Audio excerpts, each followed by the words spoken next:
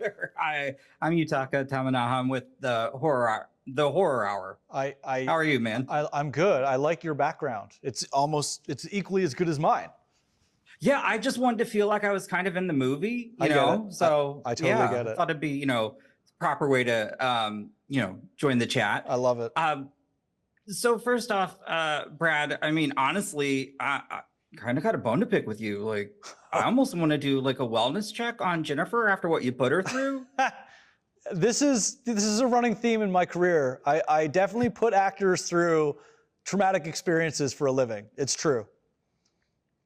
I mean, one, just in order to film this and just some of the sequences, tell me about that process, because that was, well, I just liked the action sequences in general, but I'm curious how you were able to achieve that.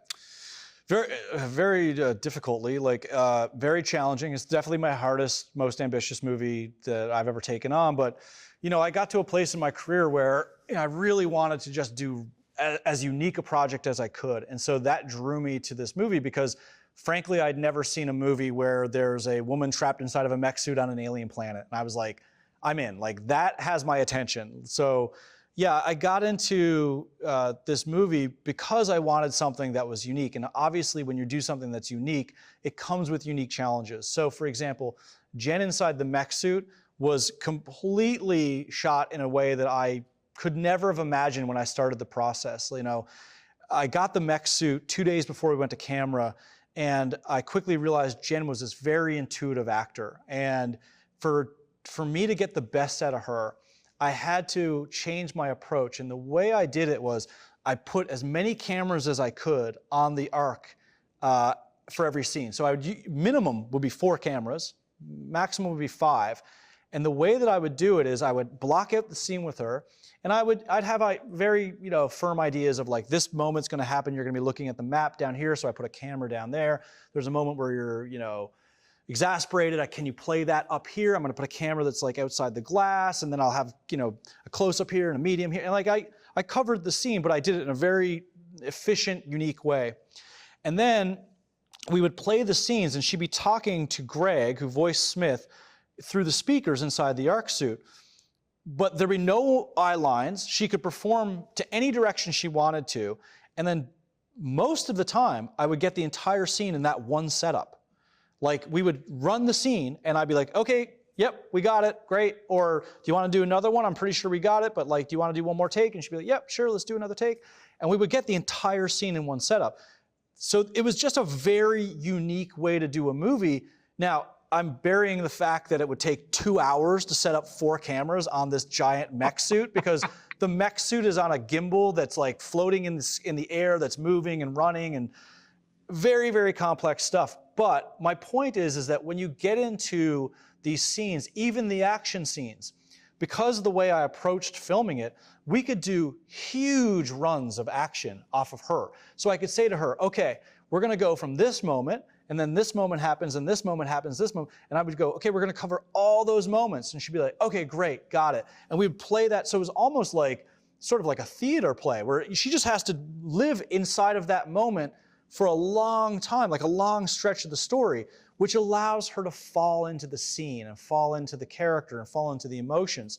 So it became like a way for me to support her intuition, her style of acting.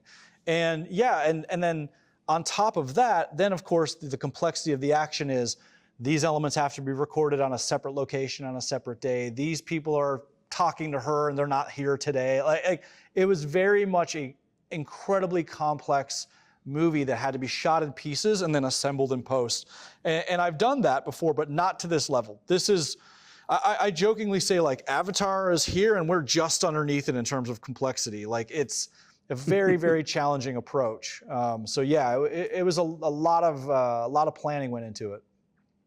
Well, can I tell you, I did not expect as much emotion. Like I was in for the ride, but there were some really good emotional beats, and in terms of just, what it is to, or how we need to trust somebody. Yeah. And so how is that just getting that across, since we have Jennifer and then we have Greg as Smith, who he was great. Yeah, no, that's what attracted me to the movie. That's why I did the movie, was this was a theme and a message that I was really drawn to, and that I felt really strongly about, because I feel like all meaningful relationships are built off trust and respect. And I think respect is a little more easily earned than trust. And so that's what drew me into the project. And then, for me, the movie might be about the movie might seem to be about artificial intelligence, but really, it's really a human story about trust. And so the emotion for me comes into it because I can lock the audience into that story, because that's very relatable. And Oh I yeah. just think I used genre and used science fiction, just like how older horror films, specifically, like I'm thinking about James Whale, but like The Creature from the Black Lagoon, they're talking about things that were like faux pas at that time. You use genre to sneakily talk about things that people don't want to talk about. And so I'm talking about human relationships, even though everyone thinks I'm talking about artificial intelligence. And it's because I'm wrapping the two together, and then I'm wrapping that up in this big action sci-fi spectacle. But I think the emotion comes out of that. It comes out of seeing someone whose guard is up, who doesn't want to trust, learning to trust an entity that basically represents the entire idea of where her mistrust came from. And I agree. I think Greg did an unbelievable job, and it became this really fun, almost like buddy cop two-hander between Jennifer and Greg. And those are some of my favorite scenes to record, because they're just enjoyable to watch. They are quite entertaining. And I love that you had made that comment that, people, I feel, often overlook the fact that genre is how we can tell these, like you said, the stories that people don't want to either maybe go to the movies to see, but it kind of helps them digest it. Yeah. So I think that's really awesome that you mentioned that. And, I just kind of want to end on this, shooting this though. What was one of your favorite scenes just to shoot? Because I can think of mine just seeing it, but I'd like to know from your perspective. Tell me yours first.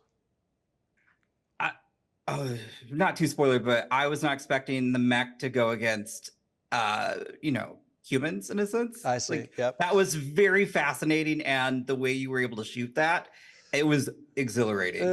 Well, thank you, and very challenging.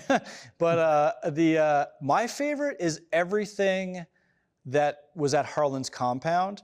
But it's very personal to my approach to filmmaking. Obviously, a lot of this was on a soundstage because of the demands of what it is to record. But we got to go to not abandoned, it's like shutting down cement factory. So like half of it was inoperable and half of it was still in operation. But when you go to a location, you get such a tone and you get such a vibe out of the place. And we were shooting nights for 2 weeks in the rain. And it just, to me, was so enjoyable, because I was like walking around this place that frankly felt like I shouldn't be allowed to be in, with like a film crew and recording these cool scenes. And I don't know, it gives you something. There's an adrenaline boost to going somewhere and augmenting the reality that you see. It's almost like my imagination gets to completely run wild, because I'm standing there going, oh, we can shoot this here. And I know very, very well that half the people behind me who are listening to me are like, I don't know what he's talking about. But then when I put the camera down and I show them, or if I lens find it for them, they're like, oh, I see what you're seeing.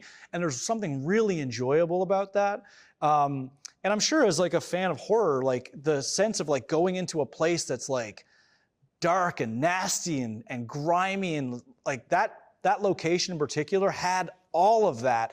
I just threw in some rain, put some smoke machines down, brought in a bunch of guys with guns, and like shot it, but it was just a great like period of the movie, because it was so tonally rich for me.